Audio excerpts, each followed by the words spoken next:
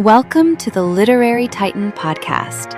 In every episode, we dive into a book we've just read and share our thoughts, from best-selling authors to rising literary stars. We read it.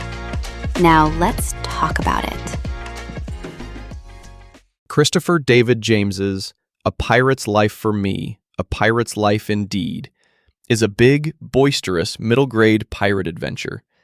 It's a treasure hunt, a comic fantasy, and a tall tale all at once, built around Thomas Patch, a pirate-obsessed kid from Schooner Bay Cove who gets swept into a world of tiny pirates, ghostly dangers, strange creatures, and Blackbeard lore.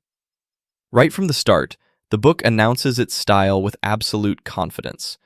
Horatio's running narration, the exaggerated pirate slang, and the non-stop asides give the whole thing the feeling of a storyteller leaning across the table, grinning, and saying, "Come on, you've got to hear this."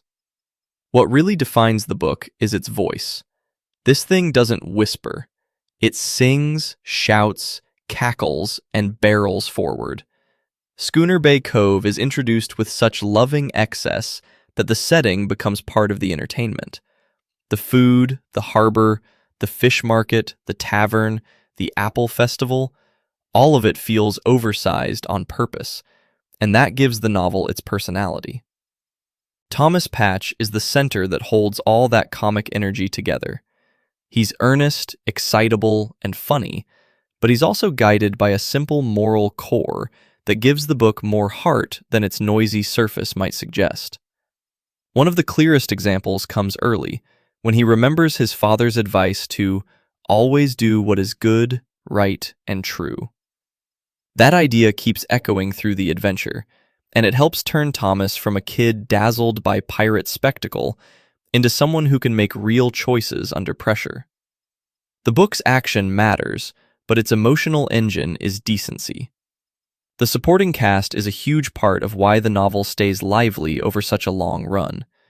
Tubby, Styx, Simon, Wellington, Robert, and the rest give the story a warm, scrappy group dynamic, and the humor depends a lot on the way they bounce off one another.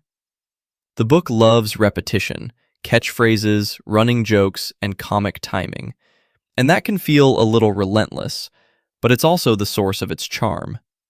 Even in the middle of danger, the story makes room for silliness, affection, and oddball tenderness. By the time one character tells Thomas, "I think ye are going to be all right, kid. Ye is among friends," the book has earned that note of belonging. What I came away with most is that this book is an all-in adventure for readers who want imagination pushed to full volume. It's crowded, playful, sentimental, and committed to its own pirate mythology. Christopher David James doesn't just tell a story about pirates. He builds a whole comic, emotional world around the idea of pirate adventure and lets it run wild.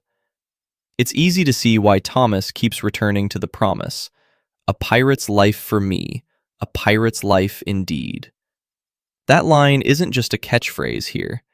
It's the book's whole cheerful, unruly mission statement.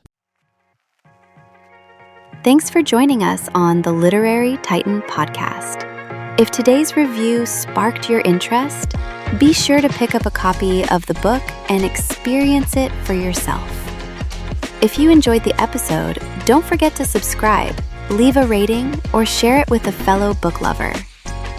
Until next time, keep reading, not just to escape, but to grow.